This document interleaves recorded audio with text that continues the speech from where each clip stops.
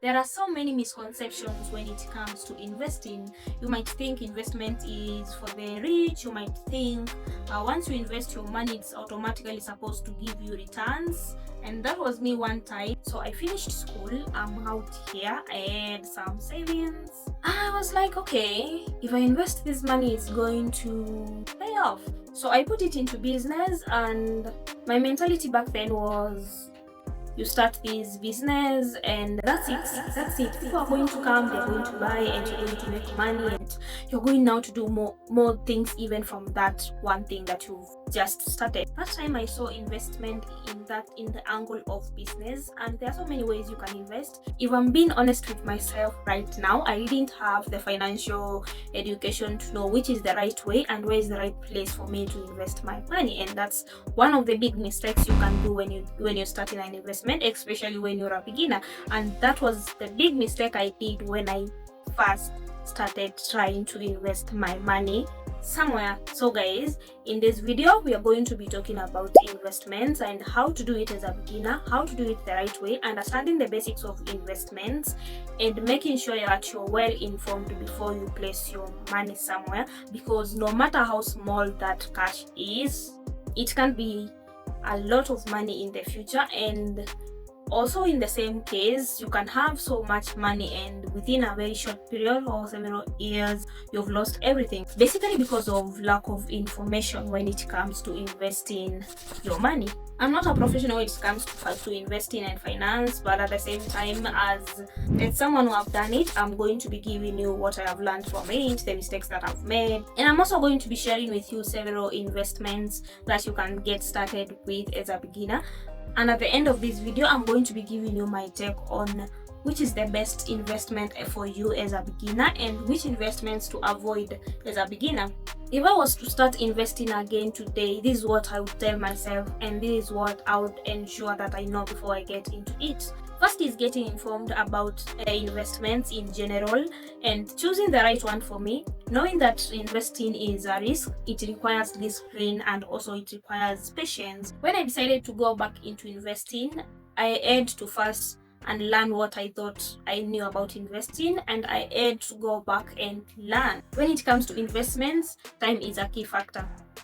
If you're a young person right now, like this is the right time for you to start investing. Think of this money 10 years from now. So for example, if you're in your 20s, in 10 years you'll be in your 30s and maybe almost in your 40s, and that cash can make a really big difference. Most of us want to invest, and we set goals for ourselves that maybe in 6 months we want to have saved this amount of money, or we want to have invested this amount of money, or we want to have this amount of money by the end of the year. But most of the times that doesn't always work. One thing I've come to realize, there's a difference between saying I will make it happen, I will do this and that, and it's another thing to actually sit down and strategically plan your finances. And that's where the difference comes in.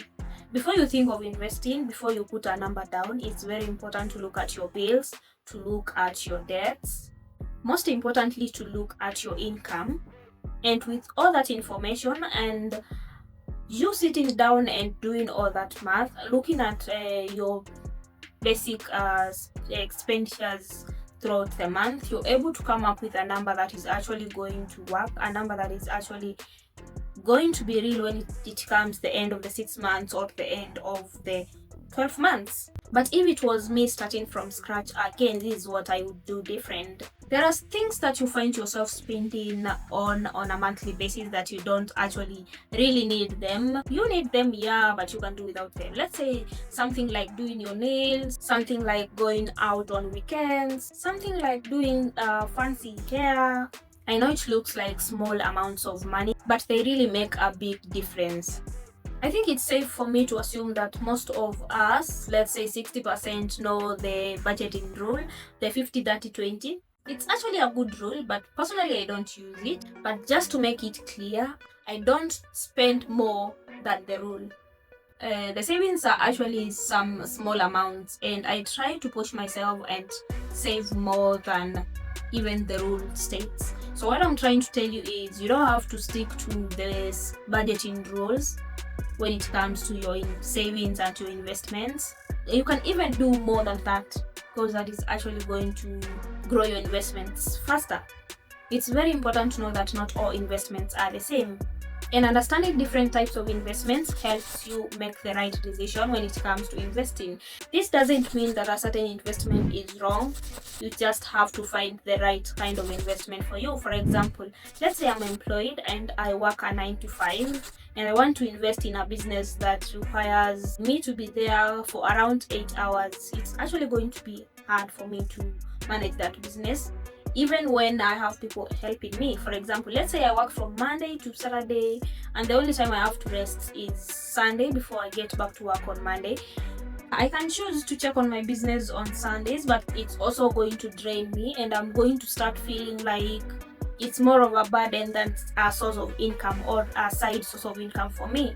So it's always important to check your schedules, check how much time you have before you choose the kind of investment you're going to do. And it's also important to know why are you doing this investment, what is your goal with the investment, and that is going to help you choose the right one for you. So I'm going to walk you through different types of investments. I'm going to explain them to you and even the small terms used in investments and what they mean. And by the end of this video, I'm sure you'll know which is the right kind of investment for you. So let's start with stocks. It might not sound more of a beginner kind of investment, but I'm going to break it down for you. You might have heard of stocks, and a stock is a representation of ownership in a public company. For example, you can own a piece of Amazon, you can own a piece of Tesla, you can own a piece of Apple. You can also own a piece of local companies like KPLC, Kenyan, Safaricom. And so how do you make money with stocks? You can make money with dividends, and these are the profits paid to the shareholders. The amount of dividends depends on the profits made by the company during a specific timeline, for example, a year. Dividends are normally paid twice a year, that is after every 6 months. Investing in stocks, you can also make money through capital gains. So what are capital gains? This is basically selling a stock than the price you actually bought it at. So when you make a profit, it's called capital gain. When you make a loss, it's called capital loss. So when you're talking about stocks, you might add of a name like stock exchange. So what is a stock exchange? Stock exchange is the market where stocks are bought and sold. Another familiar term is brokerage firms. So what are brokerage firms? These are businesses that help you buy and sell stocks. For example, NCBA is a stock brokerage in Kenya. Another beginner-friendly investment option is bonds. What are bonds? Bonds are issued by government or corporations. In this case, you're lending money to the government or the corporation. So you're going to get your money at a later date, which is normally an agreed date, and you're going to get your money with interest. So why would you go for bonds rather than going for stocks when it comes to investing? A bond is more stable than a stock because a stock is high risk and you can lose your money anytime. So what are the components of a bond? Bonds have coupon rates, maturity date, and par value. There are things that we learned back in school and maybe we never thought much about them. For example, simple interest, compound interest. These are very important terms when it comes to investments and even when you're taking out loans. So what is simple interest? Simple interest is based only on the principal amount, and simple interest is based when you're taking a loan. Compound interest is based on the principal amount plus the accumulated interest. It's basically interest on interest. Compound interest is best when you're trying to invest. So you will find most of these investment companies or firms, they will tell you that your money is going to make compounded interest. So let's talk about mutual funds and ETFs. With stocks, you're buying a share of a certain company. With mutual funds and ETFs, you're buying a share of several companies at once. Mutual funds and ETFs, they actually carry a less risk than individual stocks, and this is because you're betting on a certain sector or a market, not a company. So what's the difference between a mutual fund and ETFs? Mutual funds are professionally managed. They charge management fees. They can be bought or sold outside trading hours. They are often actively managed and they are less tax efficient. ETFs are only bought and sold during trading hours. They are often passively managed. they have lower fees, and they are more tax efficient. So now let's talk about a term that might look a little bit more complex, but at the same time popular among people, and that is index funds. Index funds track market index. You might have heard of S&P 500, which tracks the 500 largest traded public companies in the USA. Index funds are more about trying to match the market rather than beating the market.